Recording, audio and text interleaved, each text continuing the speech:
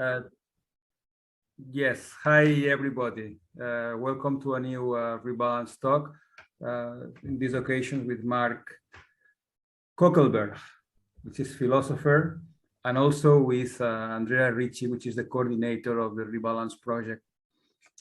Mark is a professor of philosophy of media and technology at the University of Vienna. He's involved in interdisciplinary collaborations in mostly in the ethical impact assessment of research and innovation.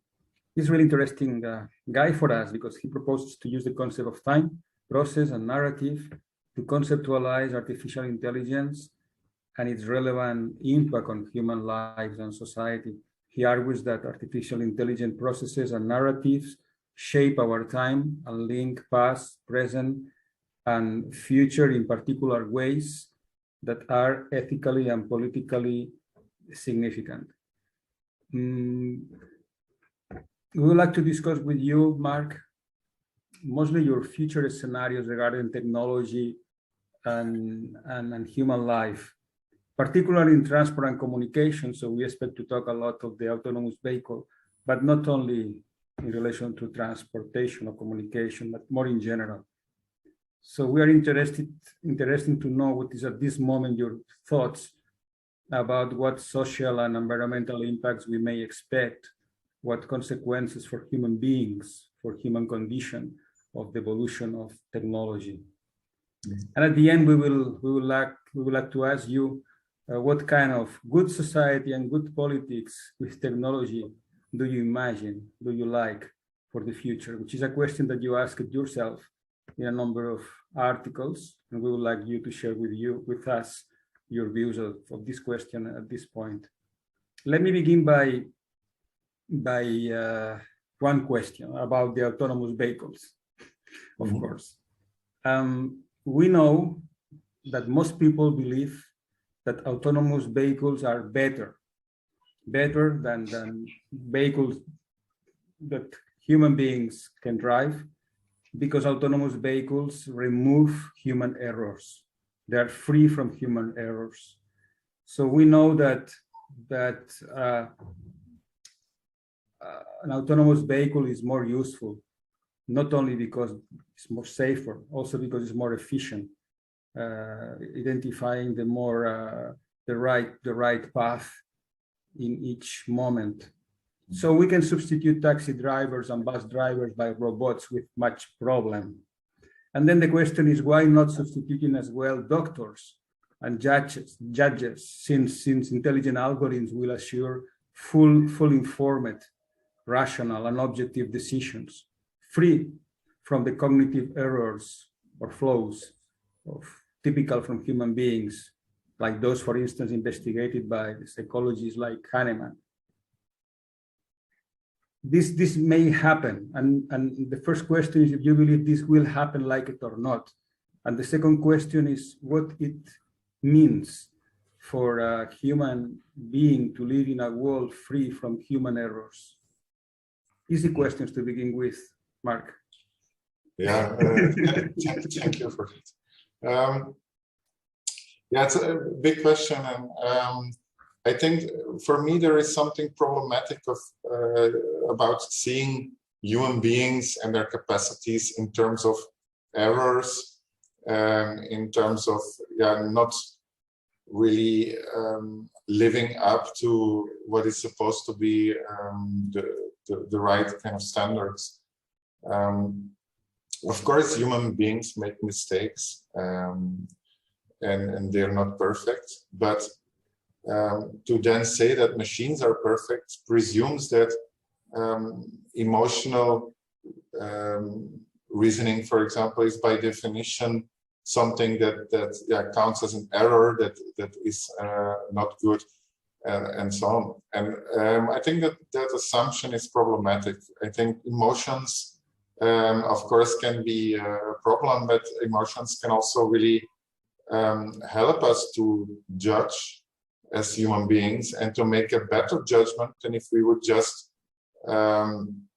use only reasoning, because emotions are often pointing us to what is important for us, what is at stake in a particular ethical situation. And I think that the technologies are bad at this or cannot even do it in principle, in the sense that for machines, nothing is really at stake. We are existential beings, yeah, and for us, we are self-conscious, and we have this capacity to reflect, but also feel what is important, what is not important, what is problematic and not. And I think this helps us to be better beings, also ethically speaking. And machines lack that. So I think it's a problem if we propose technologies like self-driving cars as a full replacement of human beings. I do think that technologies can help us to do more things, to do things faster, to assist with things that we humans are very slow in. For example, computation, right? So for that reason, we shouldn't be against machines. But then to say that, machines should be there for correcting human errors, for avoiding the human itself as a kind of error, I think that's very problematic. Andrea, you would like to add something to this comment? Yeah, well, yes, I think that this issue of error is extremely sensitive, of course, because my concern personally is that whether the freedom of choice is at stake.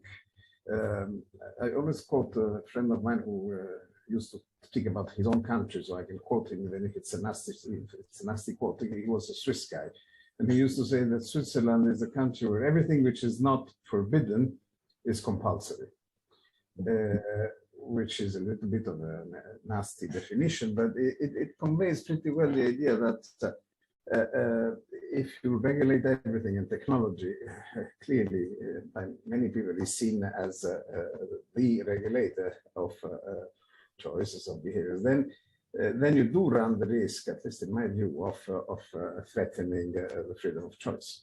So that's my immediate concern about this issue. On the other hand, of course, there's the idea of the old story about learning from errors. Okay, so if you're not allowed to make errors, maybe you're missing the opportunity of learning something. Mm-hmm.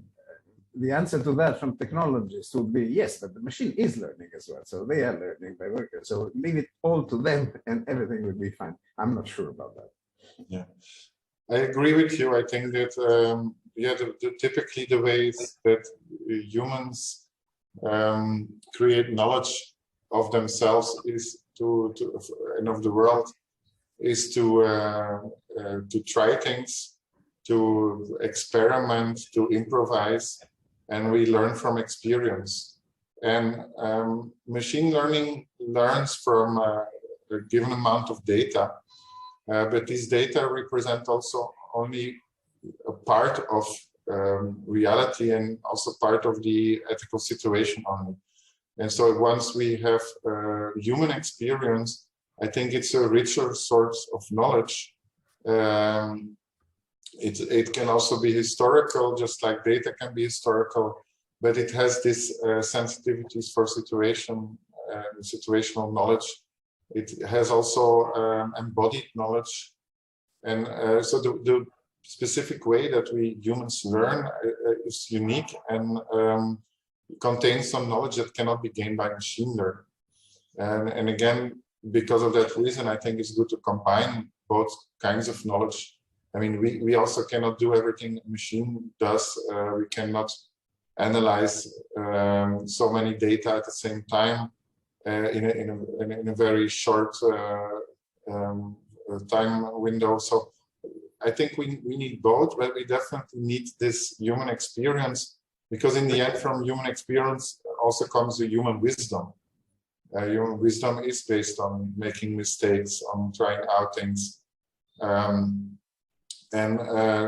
think that kind of situational and embodied and also emotionally mediated knowledge has always been an important guiding instrument for humanity and for also every one of us.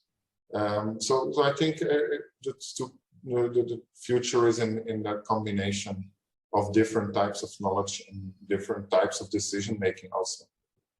Do you think this is going to happen? This is likely. This is a scenario. Do you think this is going to happen? Or we are moving to a transhumanist scenario, like it or not, where machines are going to be taking our bodies, even our minds, and we are going to become something in between machines and human beings, and like it or not? Well, I think that's not a good way of making the future and of imagining the future. So let me first say that I do think that we use more and more automation technologies already today, and we are already a kind of cyborgs in the sense that we really rely on technologies to do to lead our daily lives, our work lives, our private lives. In that sense, we are already in a situation where technology and human beings are very closely connected. However, the transhumanist imaginaries of a future where we will totally melt with machines, or where we will be superseded by intelligent agents, by AI, and so on, I think that's a future that is a science fiction future. It's not a future that can guide us. It's also a future that's based on some assumptions. For example, the one I already said, that humans are an error and to be basically replaced by machines. But also the assumption that human beings are themselves a kind of machines and can therefore be upgraded. Of course, there's a cybernetic aspect to our human bodies and the way we, in an active ways, connect to our environment. But we are not machines, and we are certainly not like computers or like artificial intelligence. Artificial intelligence itself is also not a thing or a being. It's a data science process and a range of technologies that enable us to analyze data, that enable us to predict, and so on. So yeah, I think the transhumanist future that they sketch is problematic in all these different ways. There's also a kind of it continues a kind of thinking in Western culture where there's fantasies about an end time, a kind of eschatology where we move towards a certain point and then everything will be different. Whatever one says about this kind of ideas in a religious context, I think in the context of technology, it needs to be critically looked at, like, what kind of narrative is told here? Could we also have other narratives, narrative of change? I think change has to be taught, change has to be conceptualized, but perhaps in a different way than where humans and technology, a narrative of humans and technology doing things together, a gradual change also, I think, is much more likely based on what we see in the history. Of course, sometimes we're really surprised. For example, the internet, few people saw that coming, and so technological changes can be quite drastic and radical, but not so drastic and radical that suddenly humans are no longer in the picture. For me, technology is always partly human. The technology, AI is not humans, but it's human. It's made by us. We are always involved in technological action. So there is no need to have this kind of narratives where AI in the form of a kind of robot or huge system takes over the world. Mm-hmm. Let's talk for a while on the natural errors that technology try to solve, not just the errors in our way to take decisions, but also on the ways nature works itself. So death can be understood, conceptualized as a problem by transhumanists. So like the bodies are not good enough, they are not perfect, can be improved, and death therefore is a problem that can be solved. This is what Ray Kurzweil, which is the chief engineer in Google, believes, and the idea of the singularity and so on, that this is going to happen. He says in 34 years. You said digitalize or die. Yeah. The two extreme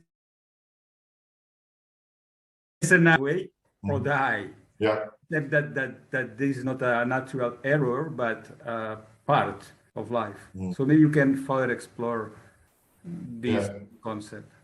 Yeah, with digitize or die, I didn't mean to defend the transhumanist view that you just sketched. What I meant was that because of the pandemic, and of course also because the technological advances, we almost have to,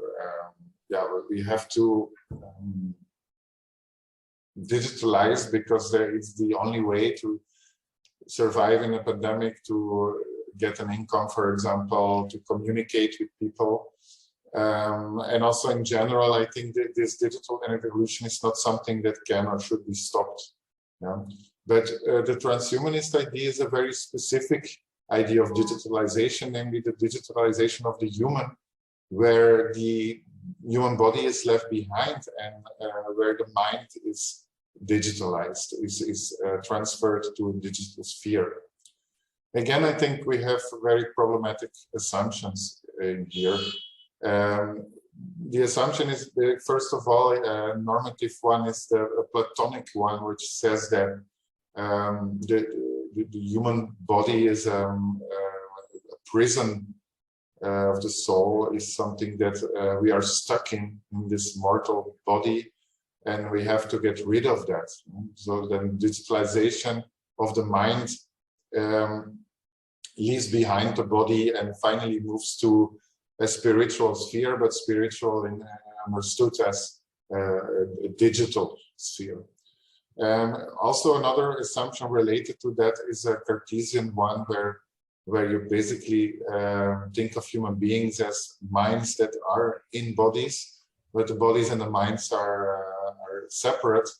So that goes against the idea of embodied cognition, which is in interdisciplinary science and cognitive science a very common mainstream way of thinking about human cognition nowadays. But this is totally denied by such a Cartesian and Platonic view, because it's assumed that basically the mind can survive without a body, that the mind doesn't need a body. And that's not true. Think of also the technologies we have now. To some extent, the text we have digitally on internet, the images and so on, are a kind of extension of the mind and an externalization in another medium. However, this writing of the text and also the reading of the text, because people forget the reading, is something that we do as embodied beings. So when we read a text, when I look at the screen, I'm not in a virtual world. I am a human being that is embodied, that has a certain posture, that makes certain movements, that has a biological body that gives all kinds of signals and so on. So for me, it's important to replace this transhumanist view of the human being with another view of the human being that I think is more realistic and is more closer to, I think, better conceptualizes how we are as human beings. And then from there one can think then, okay, what is then the role of technology? How can we combine technology in a good way with that mortal, vulnerable body. I wrote a book about, it's called Human Being at Risk, where I say that we are these vulnerable beings, existentially speaking, but that we always try to overcome this with technology. Mm-hmm. In that sense, transhumanism is a hyper-scientific kind of effort. But when we do this, we also create new vulnerabilities, and we don't get rid of that body. We remain embodied, and we remain vulnerable, and we create new vulnerabilities through technology. And once we accept that, we can then again ask the question, well, what kind of vulnerabilities do we think are acceptable? How can we reduce them? But to think that we can be digitalized, that we can be uploaded, our mind can be uploaded, and that in that way we can escape the human condition, I think is illusionary and dangerous. And instead, we should use technology to improve the human condition, but accepting that basic existential fact of mortality and vulnerability. Mm-hmm. Andrea, do you like to add something to? We don't can hear you. Maybe your microphone is muted. Well, an ambulance a minute ago, so I had muted myself because I didn't want you to listen to my ambulance going down the road. Now, I had a question which is maybe directly related to that, but which I'd like to ask Mark anyway. This is about, I mean, there's a lot of discussion right now about many or most of AI devices and applications unavoidably incorporating human biases. Mm-hmm. Because in the end, what an AI device does is what we have, at least in the beginning, taught it, told them to, or it, or whatever to do. And I keep reading an ever increasing number of comments about this issue, the automatic and incorporation of biases in AI devices. And I would be curious to understand whether you think this is only one of the teething problems that AI, when it will be developing further, will be able to solve, or if it is something which is unavoidable, and what are the consequences of that? Because to some extent, maybe incorporating a bias is a good thing if it reflects our moral values, if it reflects somehow our model. I'm being provocative here, but I don't know. I really don't know. I'd like to have your comment on this. Yeah. Thank you for the question. I think bias is a significant and important topic. Of course, there is also bias in general in society. So it shouldn't be presented that AI is the kind of the bad thing as such. It's for me, technology is always connected to society and culture. So what AI does is, of course, to kind of suck up the bias that's already there in society, and also add additional bias in case that the algorithm is biased, in case that what the human beings do create bias, in case that the teams that work also with this development of the algorithms, in case that they are not very diverse, for example. And so there are all kinds of problems related to AI, but they are always connected to problems of bias in society. And to solve these problems, I think we can, it's wrong to think that we can create a totally objective technology. Again, that would be the idea of technology doesn't make errors if we design it right. But of course, it can be designed better, and we can avoid certain biases. But indeed, perhaps some biases we want to introduce, but then biases that are seen as creating a more just society. once we accept that bias is part of the picture, and when we try to also reveal what kind of biases could be created, I think we can make choices, and we can say, for example, well, the algorithm, for example, reflects previous hires from a company, and it turns out that this is biased against women and in favor of men. Then we can work on the AI system in such a way that a positive bias is created towards women, for example. Whether this particular example is a good one, or whether we think that is the way to go, the point is that total avoidance of bias is not possible.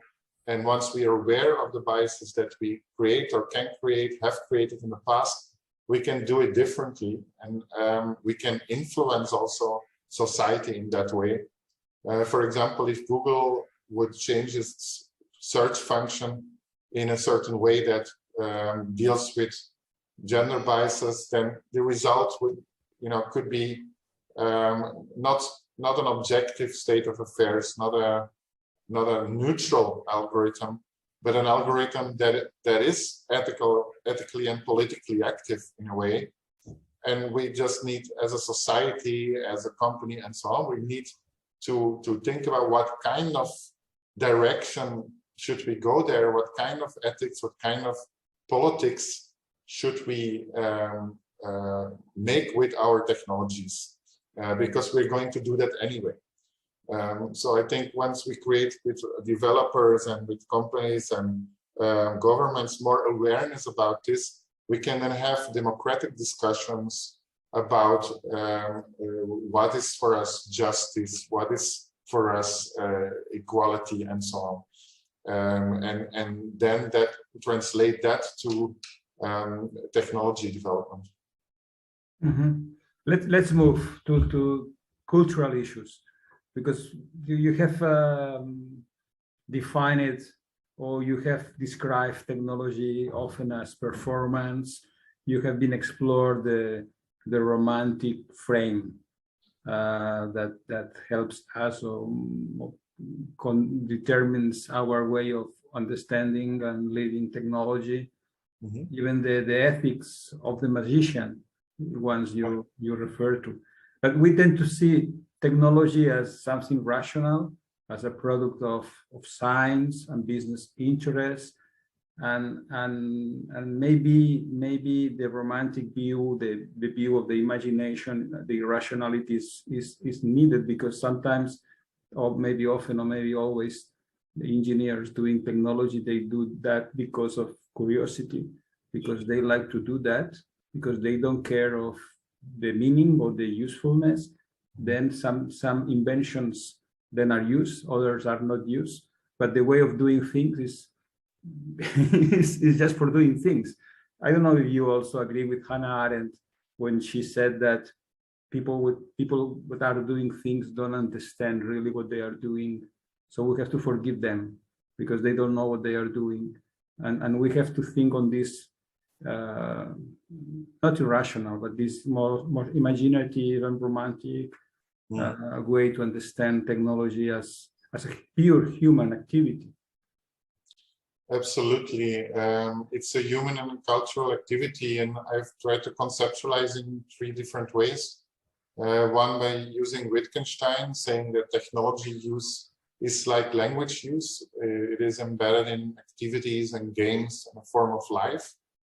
A second way is through Ricoeur and narrative theory, saying that our technologies also narrate, they tell stories, and they structure our stories and the story of our life.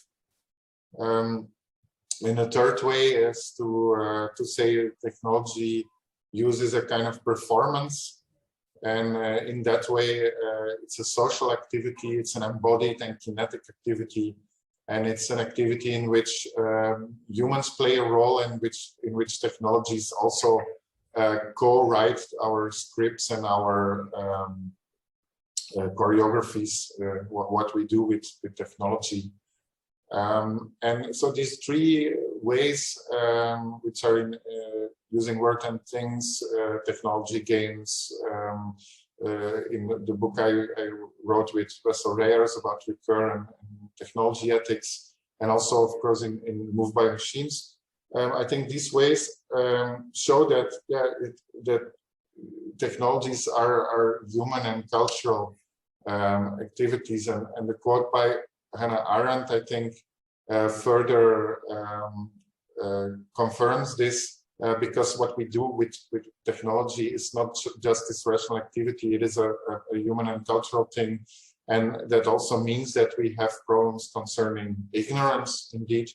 And these problems are partly technical, for example, with machine learning, in a way that the user of machine learning doesn't know what he or she is doing, because to that extent that if the machine learning uses deep learning, where not every step of the decision or recommendation making is clear, so it's transparent, and so it's technically problematic, but also human beings, they do not always understand, and the types of ignorance there. I analyzed that within the kind of Aristotelian framework, saying that for responsible technologies, we need to be in control and voluntarily want what we do, but we also need to know what we're doing. And if we don't know what we're doing, the problem is we also cannot explain it to other human beings. I think technology, in a sense, is also should involve and is also a communicative exercise. So it's not only the instrumental reason, but also the communicative reason. And so we need to explain to others and argue why something happened and why it's good that we do things in the way we do. And if we cannot do that, then I think we act with technology in an irresponsible way. We do not respond to the other who can rightly ask us for an explanation. That's what I've called a relational view of responsibility. That's why I think that we need to, of course, work on these different types of ignorance to turn them into more knowledgeable states, so we have better conditions for responsible technology development and technology use. But that being said, I think we also need to accept a kind of tragic element, a tragic dimension to technology use and to all human activities.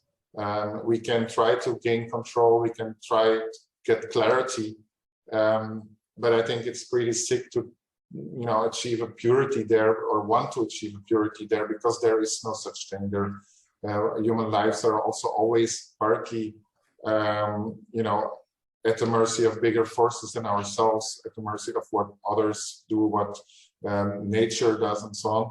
And so we have to accept the limits of human agency and control in order to have a sort of better view of responsibility with technology. Mm-hmm.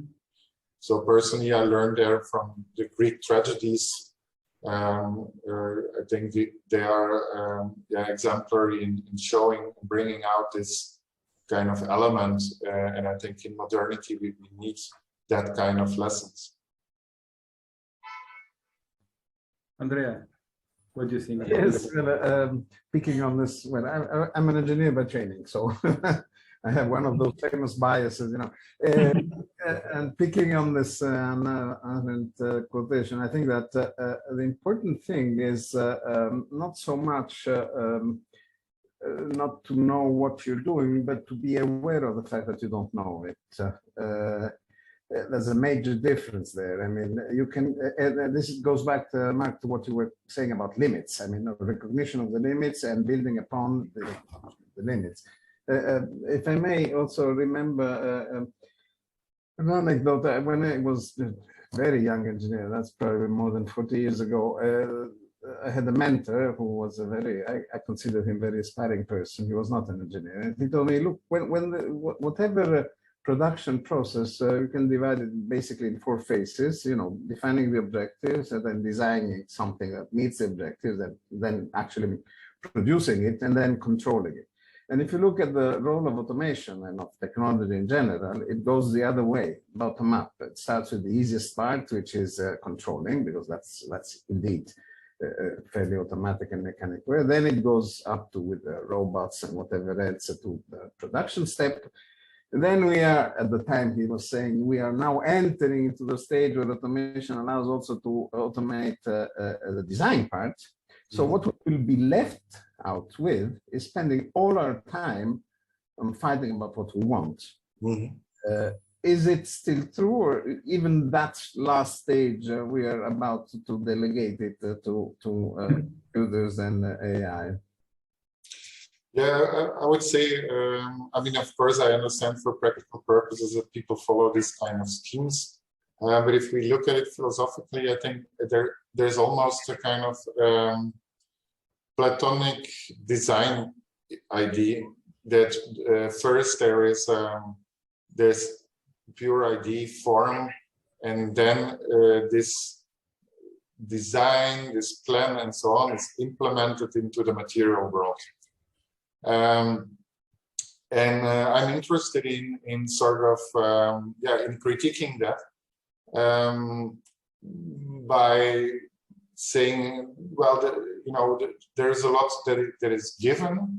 There are a lot of constraints, and so we don't solve a problem in that way. I think there are already solutions. There are already all kind of things that are happening, and then of course there is an intervention of the engineer, of the designer, and there is some outcome of that.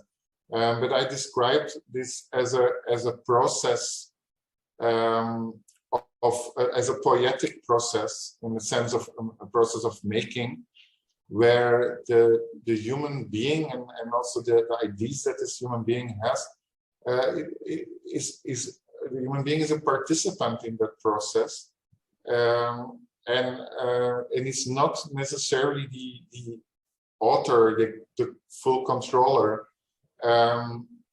Not only because there are other people and entities like companies that want something, right? So it's not, we shouldn't think of this as technology innovation as this one guy or one woman that has a great idea.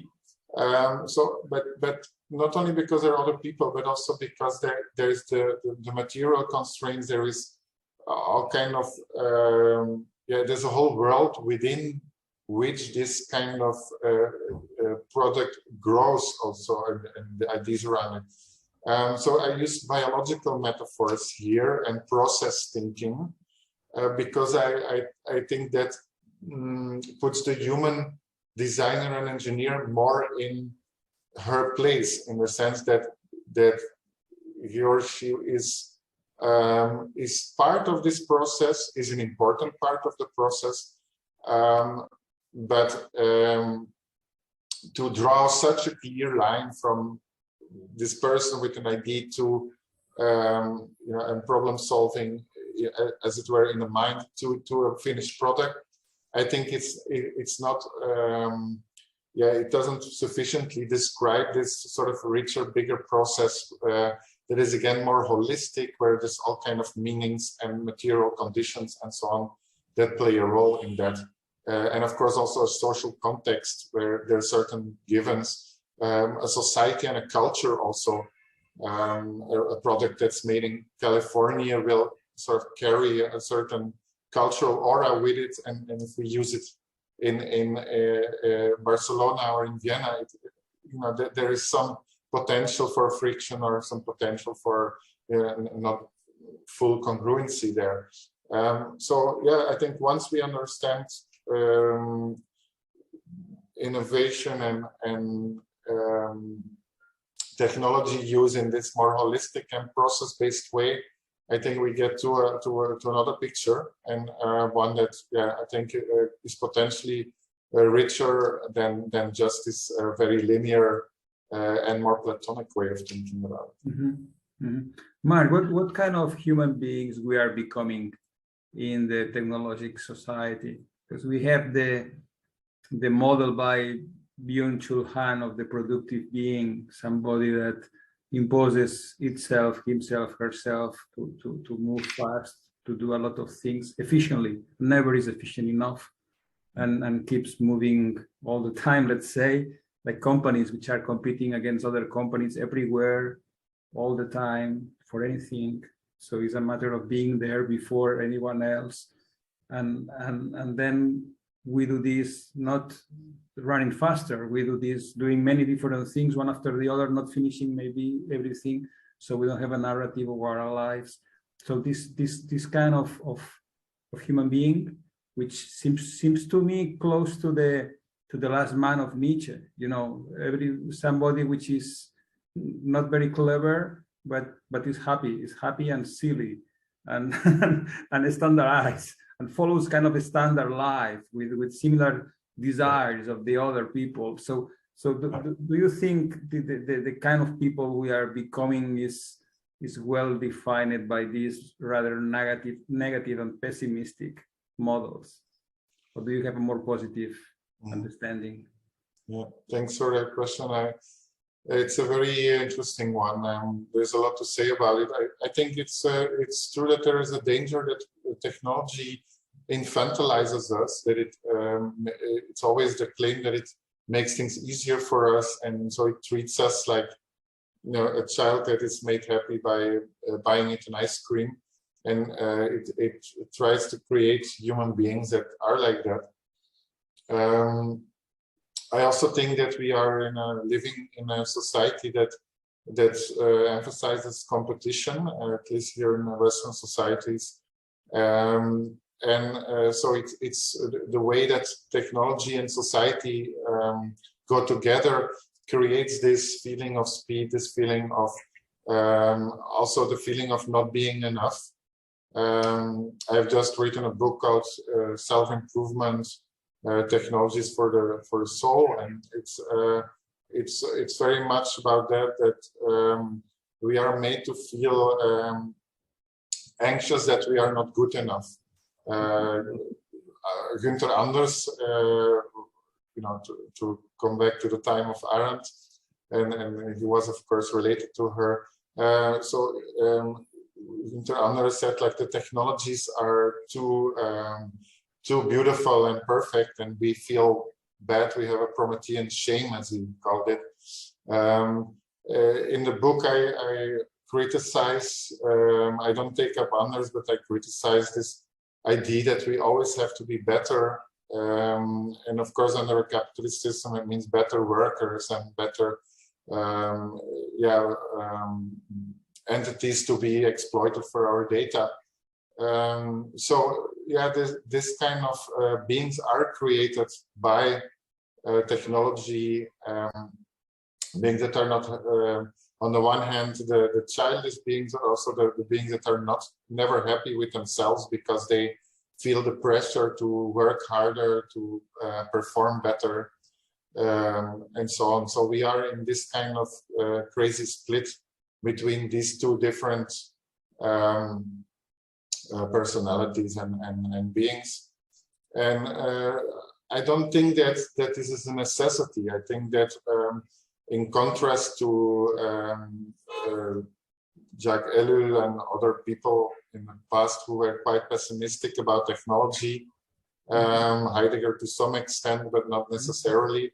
I think in contrast to this kind of pessimistic views, we can have a more optimistic view of technology, that the problem is not technology itself, but the way that it is linked to our particular society and culture. If that's the case, we can also take social action, political action to change things. We can also design technologies in a better way, in a way that doesn't create that kind of subjects and that kind of selves. So let's do that. Let's create better ones, but of course keeping in mind the limits. Yeah, we cannot totally create new beings. We cannot totally create a new society even, and we have to work also with the good things that are already there.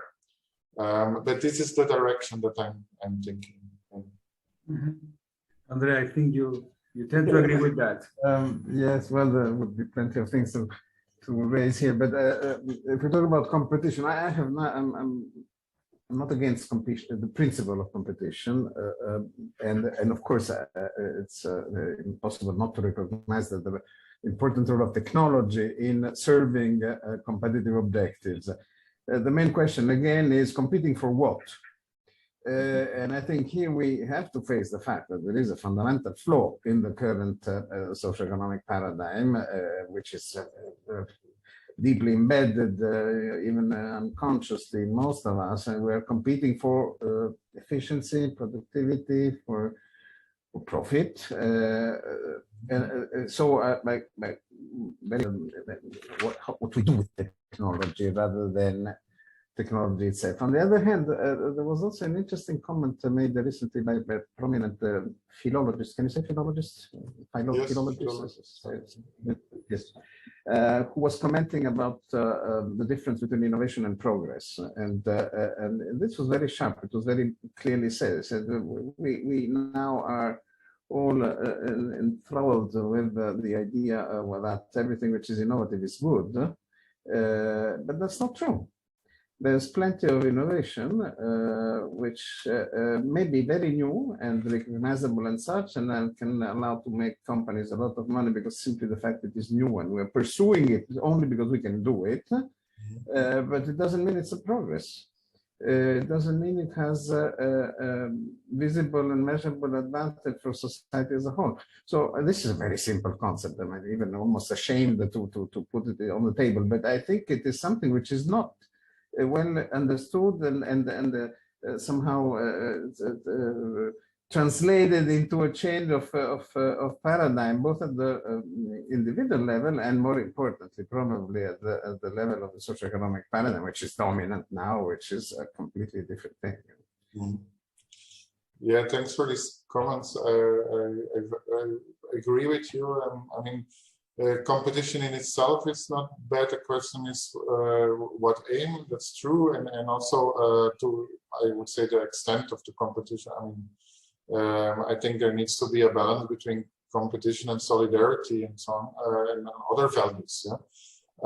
But yes, what do we want to compete for? I think within ethics, for example, one could say, like, let's compete for virtue.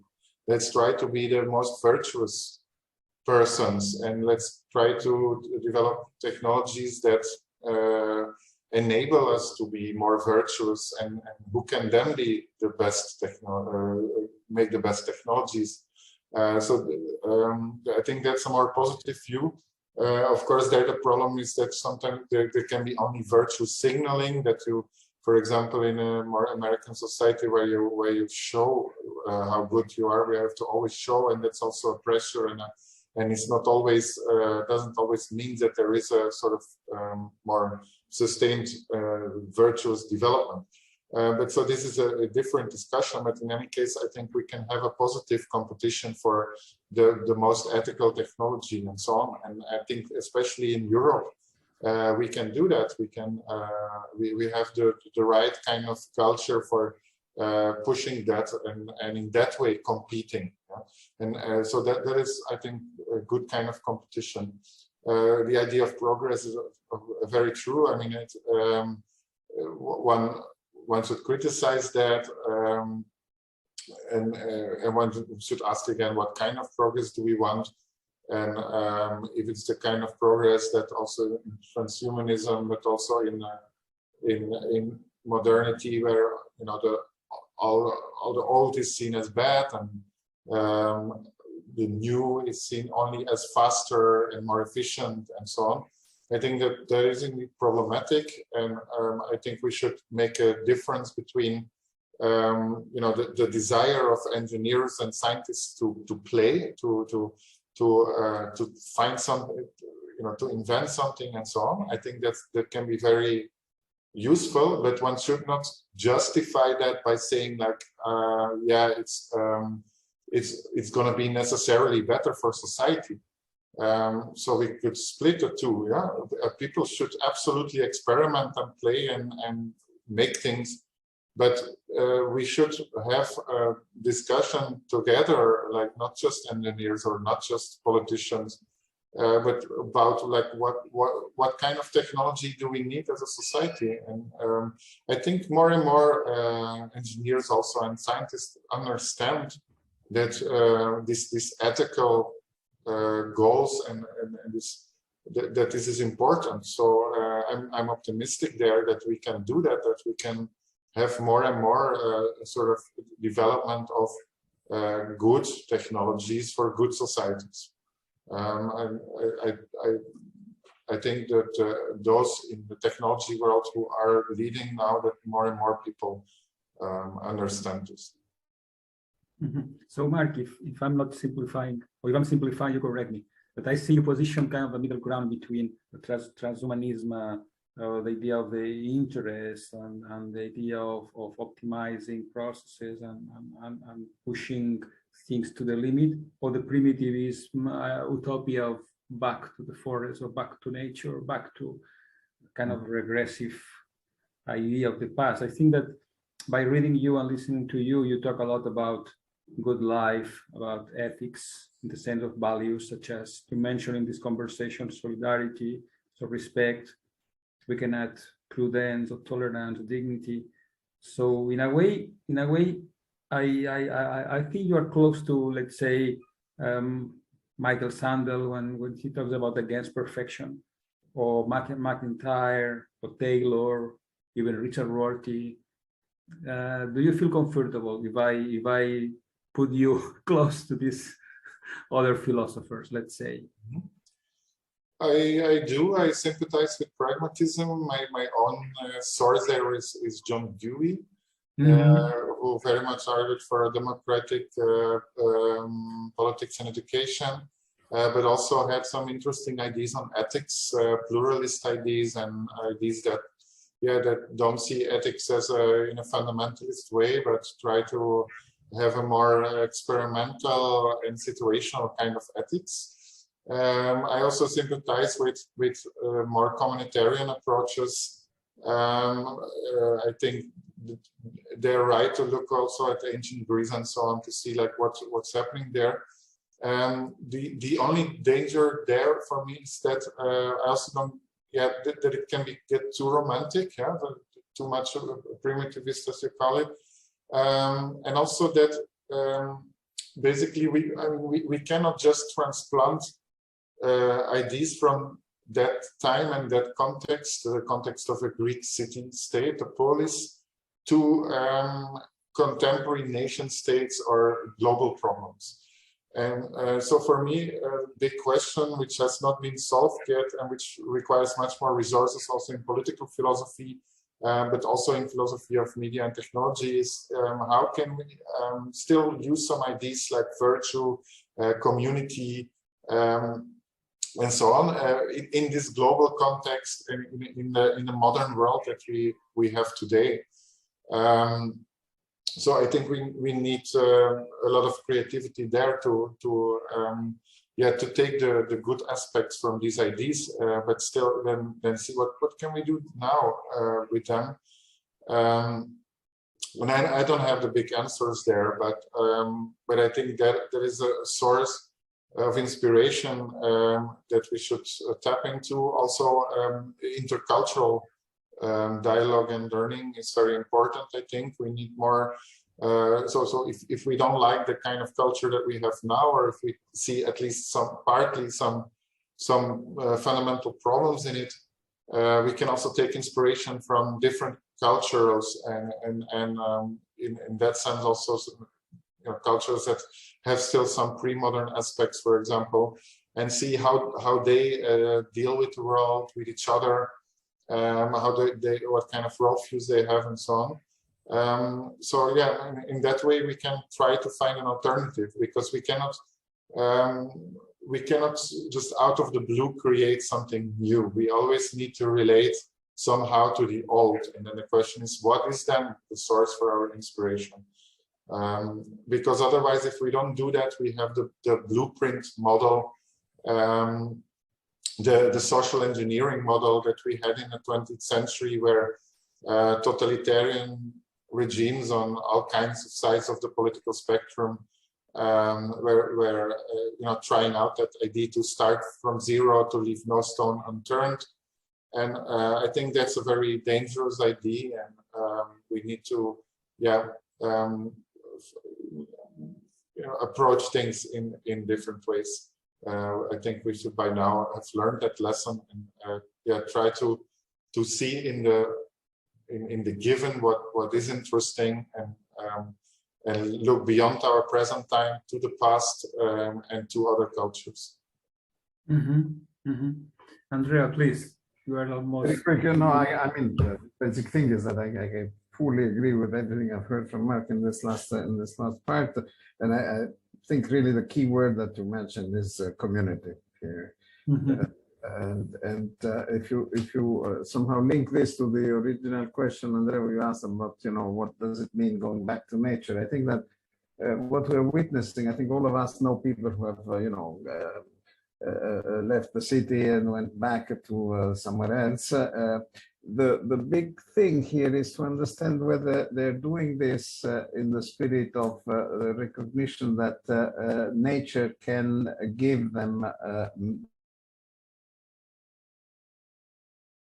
things that they haven't gotten so far, and if they understand that it should be the other way around as well, and that we must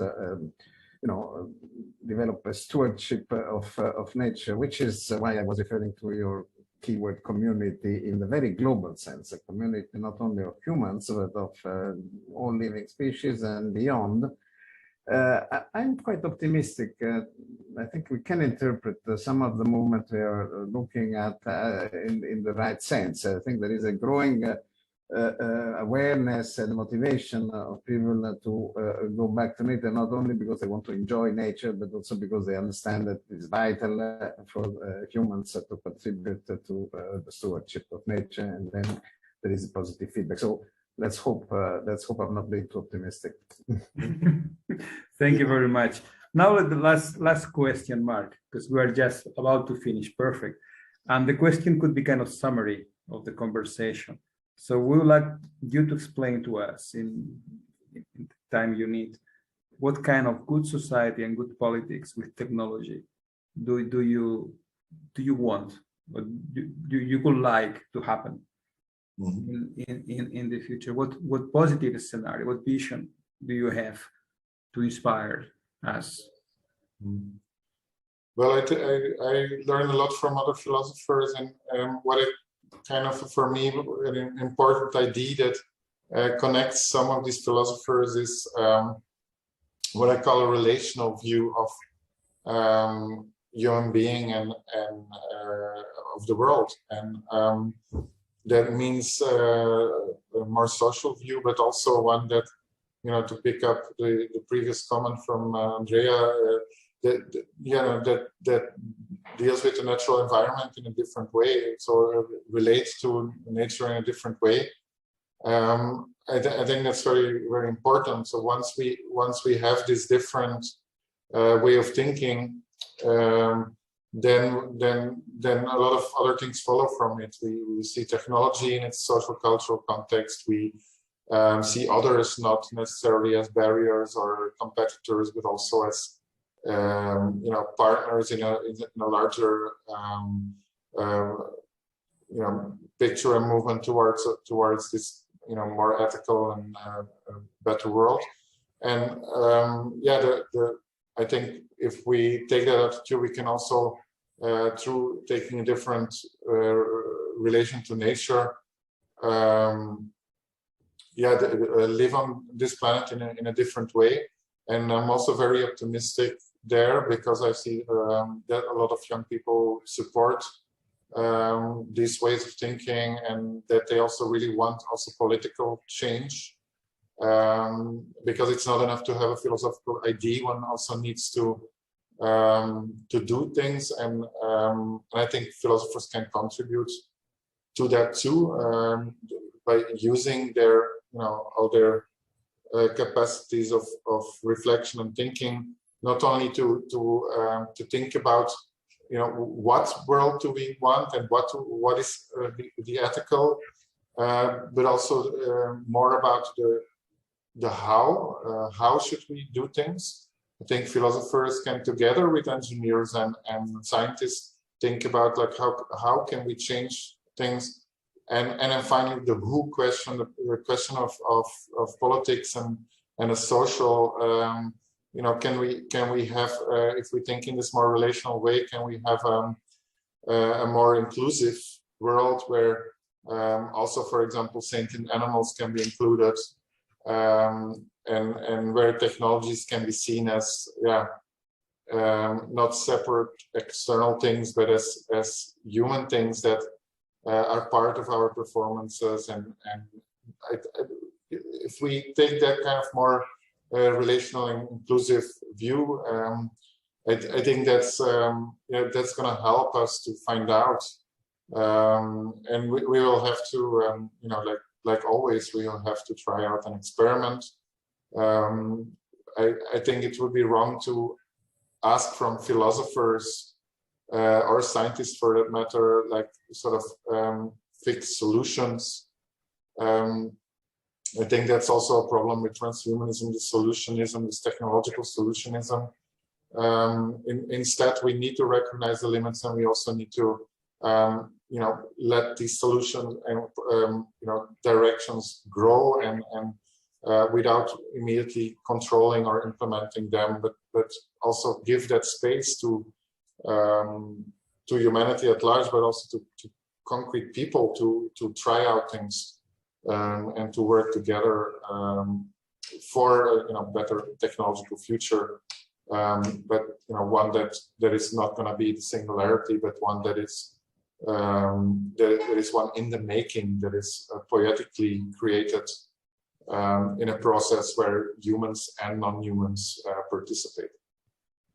Thank you very much, Mark. Thank you very much. I apologize first to all people watching us and listening to us and sending long comments and questions, because we were so selfish to ask only questions ourselves. But we appreciate very much the questions, and we will integrate these questions on our works. And thank you very much. And also thanks, Andrea, of course, and thanks, Mark. I'm just finishing your latest book on the Green Leviathan. It's a lot of fun, not just interesting and clever.